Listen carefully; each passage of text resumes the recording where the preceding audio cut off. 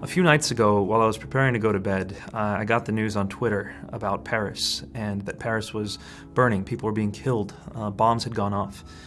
It reminded me very, very much of the fear I felt when I was a Muslim on September 11th, 2001, when buildings that I had loved and visited were brought down by men in the name of my own religion. I understand how the Muslims of Paris must feel now, because I felt that way. Where does my identity come into this? I belong to this nation, but my religion is under attack now. What about these men? How do I understand them? Were they actually representing my faith or not? In 2001, when my world was shaken by 9/11, I investigated these questions carefully. I wanted to see, did these terrorists actually represent Islam?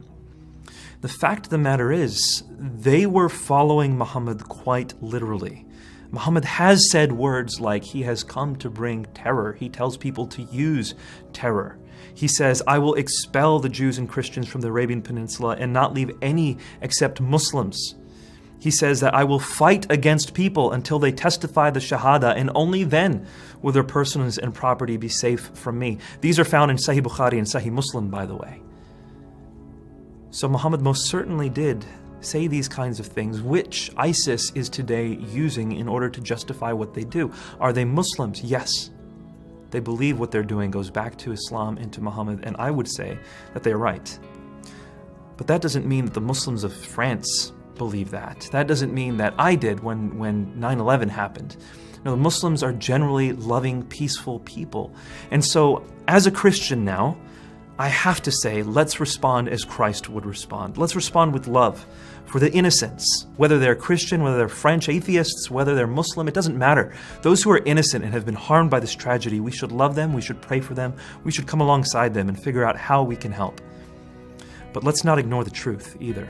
The cause of these attacks were very much Islam. No, you can't quote sections of chapter 5, verse 32 of the Quran, which say that if you kill one person, it's as if you kill all of mankind. Look at that whole verse. That whole verse says that that was a teaching specifically for the Jews, the children of Israel.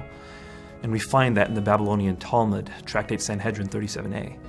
No, the teaching for Muslims is given in the next verse, chapter 5, verse 33 of the Quran.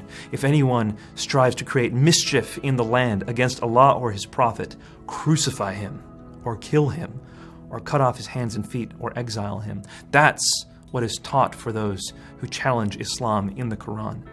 Read the whole context, not only of this verse, but of Islam and the origins of Islam.